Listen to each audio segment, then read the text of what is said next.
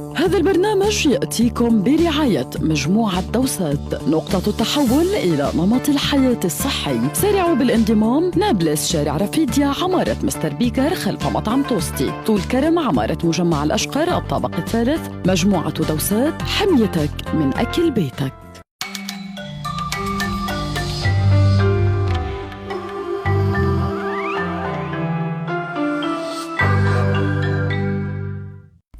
أعزائي، تحية جديدة من مطبخ ماس مدوسات.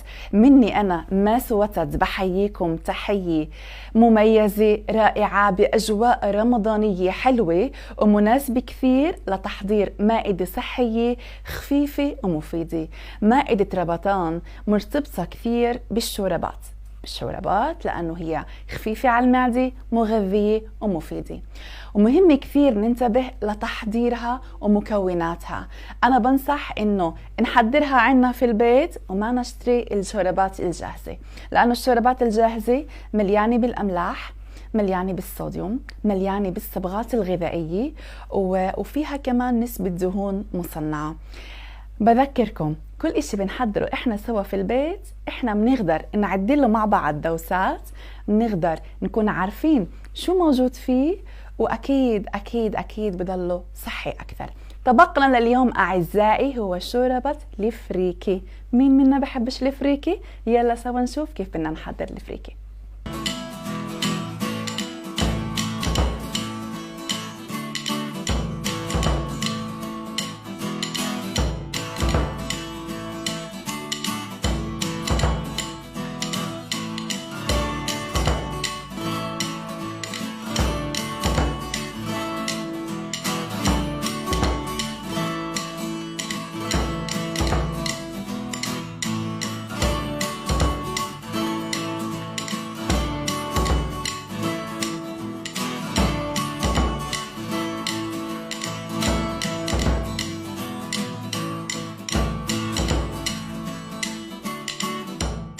مرحبا أعزائي، حضرنا مع بعض شوربة الفريكي.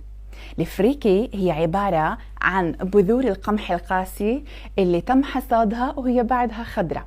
حمصناها وفركناها، عشان هيك احنا بنشعر بطعمها المدخن اللي في حباتها، وفي نكهة فيها زي نكهة المكسرات، لهيك احنا بنشوفها كثير زاكي.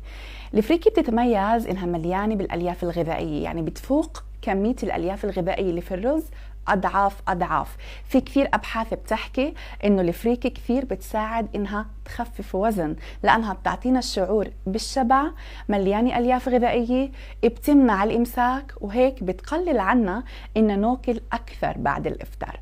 بننصح في الفريكي وخاصة في رمضان. صحتين وعافية. نصيحتي لكم اليوم هو إنه تحضروا الشوربات في إيدكم بالبيت وما تستخدموا الشوربات الجاهزة. الشوربات الجاهزة صحيح انه اسرع تحضيرها، بس نتذكر انه الاستهلاك اليومي الموصى فيه هو 1500 ملغ ملح.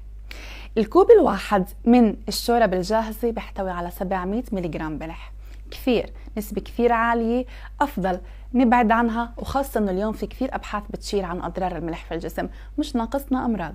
كثير مهم أنه عشان تطلع عنا شوربة زاكي، لما نطبخ دجاج أو لحمة نضب مرقتها في علب مكعبات الثلج. هيك بيطلع عنا مكعبات دجاج تحضير بيتي، بنخليها في الفريزر عنا، ولما نحضر شوربة بنتول من المكعبات الكمية اللي احنا بدنا اياها.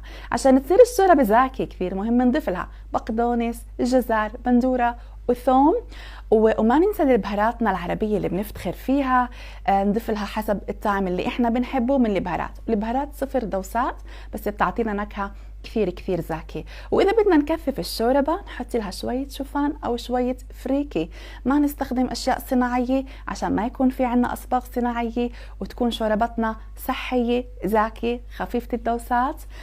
شوربة صحن الفريكي هي بس دوسة واحدة نحافظ عليه، لأنه كثير بحافظ على وزننا برمضان. صحتين وعافية لإلكم، وشكرا لإلكم انكم تابعتونا اليوم بالحلقة، وأعزائي يعطيكم ألف عافية.